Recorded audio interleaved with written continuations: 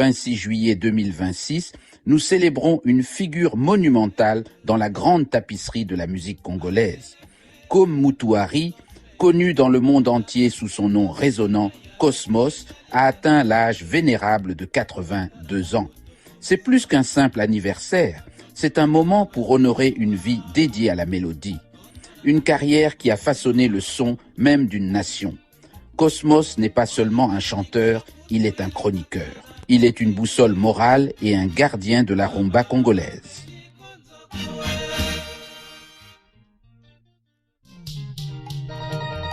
Sa voix, un instrument chaleureux et doux, a raconté les joies, les peines et la sagesse profonde de la vie congolaise pendant plus d'un demi-siècle, faisant de lui un pilier indispensable de ce riche héritage musical.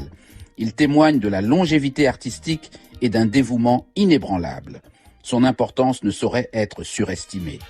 À une époque où la musique peut souvent sembler éphémère, Cosmos représente une qualité intemporelle, un lien avec les racines d'une culture. Ces chansons sont plus que de simples airs de danse. Ce sont des commentaires sociaux, des réflexions philosophiques et des histoires sincères qui ont résonné auprès des générations. De ses débuts avec le légendaire orchestre Les Bantous de la capitale à ses projets solos et son rôle actuel de leader du groupe, son parcours reflète l'évolution de la musique congolaise elle-même. L'histoire de Cosmos commence dans la ville de Kinkala, au Congo-Brazzaville, où Comme Mutuari est né le 25 juillet 1944 au village Kivimba Kinkala. La musique n'était pas seulement une passion dans sa famille, elle faisait partie de l'essence même de la famille. Il a grandi entouré de mélodies, Pierre Mutuari, Michel Mutuari. Cette chorale familiale fut la première scène pour le jeune Com, un environnement stimulant où son talent naturel pour le chant put s'épanouir. Les sons de son enfance étaient imprégnés des traditions locales et de la musique populaire émergente qui commençait à déferler sur les deux Congos. Cette immersion précoce dans un monde musical a jeté les bases de l'artiste qu'il était destiné à devenir. L'année 1965 marqua le moment charnière. À l'âge de 21 ans, le chanteur talentueux fut invité à rejoindre les Bantous de la capitale. Les Bantous étaient déjà des géants de la scène, une institution musicale vénérée pour leurs arrangements sophistiqués et leurs performances puissantes. Pour un jeune artiste, c'était l'opportunité ultime, une chance d'apprendre des maîtres et de faire entendre sa voix sur la plus grande scène imaginable. Comme Mutuari intégra cette formidable formation et avec son timbre vocal distinctement doux et chaleureux, il prouva rapidement qu'il avait sa place parmi les grands de la scène musicale vibrante de Brazzaville. Il ne s'est pas contenté de se fondre dans la masse, il a commencé à se démarquer.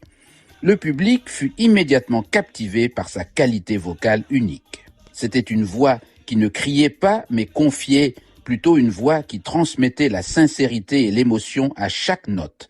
Il chantait des vérités simples et faciles à comprendre. Sa présence ajouta une nouvelle texture au son déjà riche des Bantous, une couche d'introspection douce qui complétait parfaitement les puissantes sections de cuivre de Nino Malapé et Jean-Serge Essou, et la guitare complexe de Papa Noël ou de Jerry Gérard. Le jeune homme de Kinkala, adoptant désormais le nom de scène Cosmos, devenait rapidement une nouvelle étoile aimée dans le firmament musical congolais. Ses premiers succès furent rapides et significatifs.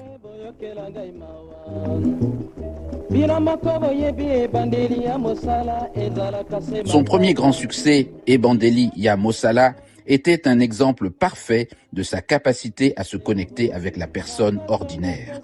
La chanson parlait directement des expériences des jeunes entrant pour la première fois sur le marché du travail, un thème qui a profondément résonné dans toute la société. Ce titre, ainsi que ses succès ultérieurs, a cimenté sa réputation non seulement en tant que chanteur, avec une belle voix, mais aussi en tant que parolier réfléchi qui comprenait le cœur et l'âme de son peuple, consolidant sa place au sein du légendaire orchestre. Cosmos n'a pas tardé à laisser son empreinte en tant qu'auteur-compositeur d'une profonde observation sociale. Ebandeli ya Mosala, le premier pas dans le monde du travail. Cette chanson était plus qu'une simple mélodie entraînante. C'était un commentaire social poignant. Elle capturait les angoisses et les aspirations de toute une génération. Elle parlait des défis et des espoirs des jeunes à la recherche d'un emploi. S'appuyant sur ce premier triomphe, Cosmos livra bientôt un autre chef-d'œuvre, Makambo Mibale et Bomi Mokili Mobimba, les deux mots qui minent toute la société, l'argent et les femmes, l'argent, les femmes. C'était une observation audacieuse et incisive sur les défis moraux de la vie moderne. La franchise et la sagesse de la chanson ont touché une corde sensible. Au sein de la formation étoilée des Bantous de la capitale, une alchimie particulièrement magique commença à se former entre Cosmos et Pamelo Munka. Leurs voix, bien que distinctes, se fondaient en une harmonie fluide et captivante. Cette synergie naturelle les amena à former un duo formidable, produisant certaines des chansons les plus aimées de l'orchestre. Ensemble, ils devinrent un élément vocal central, leurs lignes alternées et harmonisées ajoutant une couche dynamique et émotionnelle. Le public adorait leur collaboration, attendant chaque nouvelle sortie. Des chansons comme Maswa, Bolingo, Madomokolo, Okobala. Ces titres remplissaient les pistes de danse à travers l'Afrique centrale, chantées par des légions de fans.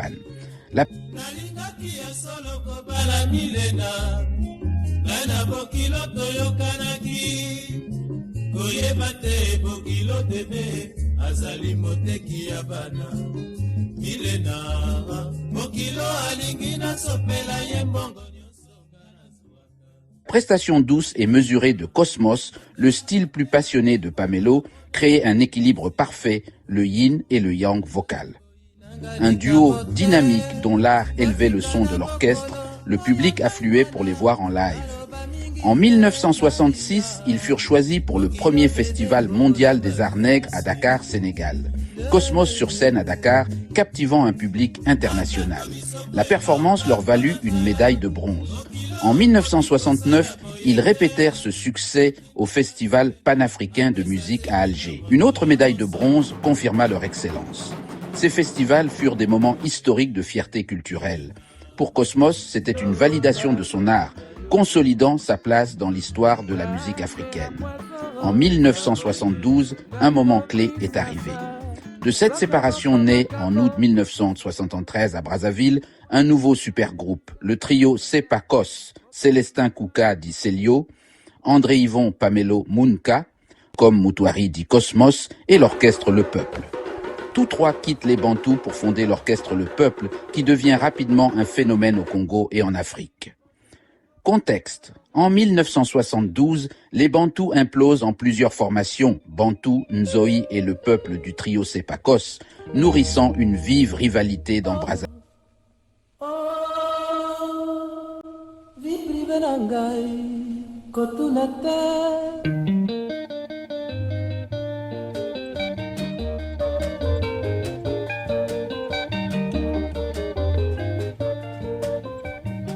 Bazali kotuna ngai pona nini nga na balaka te etali nani vie prive na ngai nalingaka te batuna maso na kosalaka. À la foire de 1975 sous mes yeux, des concerts simultanés des Bantous et de l'orchestre Le Peuple se produisent. Quand une panne technique survient au trio Sepakos, les principales figures des Bantous sont soupçonnées de pratiques magico-fétichistes. Ce jour-là, c'était la ruée vers les Bantous pendant que le peuple tentait de se remettre de cette maudite panne technique. J'ai évoqué cette anecdote au cours de mon entretien téléphonique avec Cosmos. Mon interlocuteur, très ému, a vite fait de me demander « Mais quel âge avais-tu pour avoir de si amusants souvenirs ?» Répondu 14 ans. Ah, mon fils, oui, je vois, c'était chaud, cette foire de Pointe-Noire. Comme toutes les autres légendes des Bantous, j'ai pris du plaisir à l'écouter, mes oreilles suspendues à son discours fluide, soutenu et qui contraste d'avec la nouvelle race de jeunes musiciens dont les compositions actuelles, très mal structurées, véhiculent des banalités. Cette race d'artistes, au lieu d'influencer positivement nos comportements, devient notre fardeau quotidien. Soutenu par le président Ngouabi, le trio Sepakos insuffle une dynamique neuve, mêlant rumba, folklore et danse traditionnelle. Les premiers enregistrements trio Sepakos chez Pathé en 1977 rencontrent un succès immédiat et influencent toute une génération.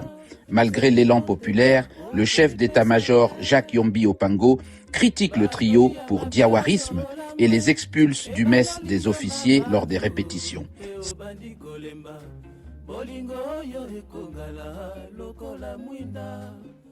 Motema mabanzo na pesi na yo kobwaka te seli motema nandima te ndenge tolakanaki olingi mpe obebisa.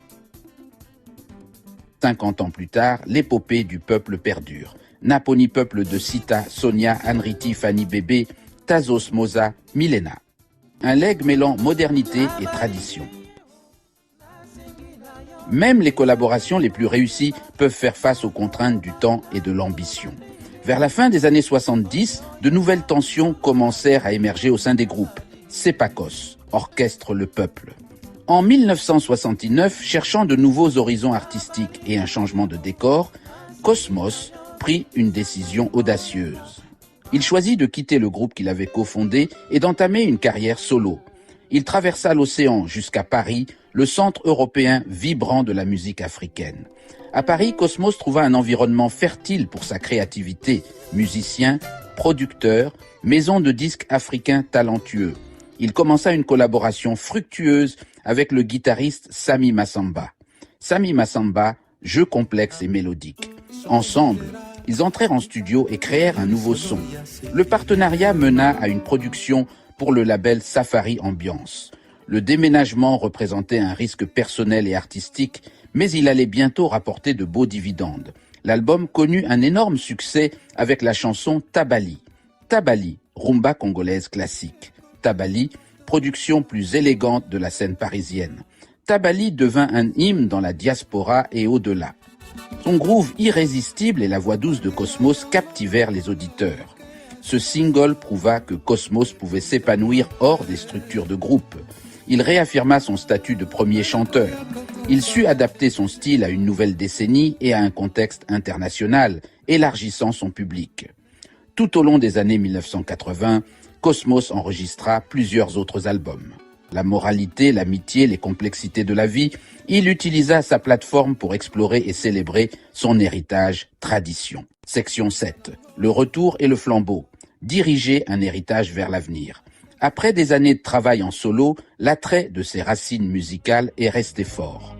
En 2006, le légendaire orchestre Les Bantous de la capitale s'est reformé. Plusieurs membres classiques se sont réunis pour une renaissance. Cosmos, voix fondatrice de l'âge d'or, était essentiel à cette réunion. Il a rejoint ses anciens compagnons de groupe. L'orchestre reconstitué a entrepris une série de concerts, performances notables en France. Pour les fans, c'était un rêve devenu réalité. Leur alchimie et leur prouesse musicale étaient intactes malgré le temps. Le retour des Bantous était une célébration d'un héritage monumental. Après une période, Cosmos est de nouveau parti pour des raisons personnelles. Il a rapidement formé un groupe éphémère, les Salom. Le temps a fait inévitablement son œuvre sur la génération originale. Jean-Serge Essou, Nino Malapé, Célestin Kouka, Edo Ganga. Avec ces pertes, un sentiment d'urgence pour préserver les Bantous a grandi. En 2021, un nouveau comité directeur a été mis en place, comme Cosmos Moutuari, nommé à sa tête le 2 janvier 2021. Il devient gardien officiel de l'héritage. Sous sa direction, l'orchestre a retrouvé son élan. Participation à un festival au Maroc, trophée reçu. Aujourd'hui, à 82 ans, Cosmos dirige les Bantous de la capitale. Des jeunes ont intégré le groupe, parmi lesquels le brillant guitariste Mapassa, dont Cosmos vante la dextérité, rappelant le talent inégalé de Jesse Gérard. Le nouvel album des Bantous compte 12 titres, dont 3 signatures de Cosmos Moutuari. Au cours de notre entretien téléphonique, Cosmos Moutuari a rendu hommage à Master Mwana Congo, paix à son âme, et à Ringo Starr, dont il ignorait jusqu'ici la nouvelle de sa disparition. Cosmos a également souligné l'apport artistique de Freddy Kebano, Jeff Luna et autres légendes congolaises ayant contribué au rayonnement de sa carrière. Nous saluons la gentillesse et surtout la disponibilité de Cosmos, en dépit du deuil qui le frappe suite au décès de Pierre Moutouari, son frère cadet.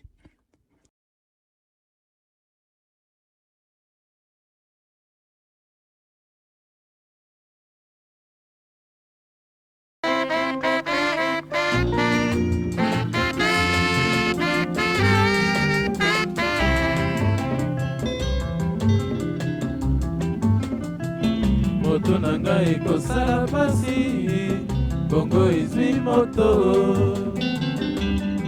Motema ekobete makasi makasi, sango nga nayoki, sango ya liwa. Nayebi te soki ya solo bana peuple mobembo bakendeki ye, bazwi likama na nzela. Bato mingi bakufi, bato mingi bazoki. Yeye nalela na ntina, shushu nanga azalaki na motuka wana. Trio sepakos balobi azalaki na kati yo.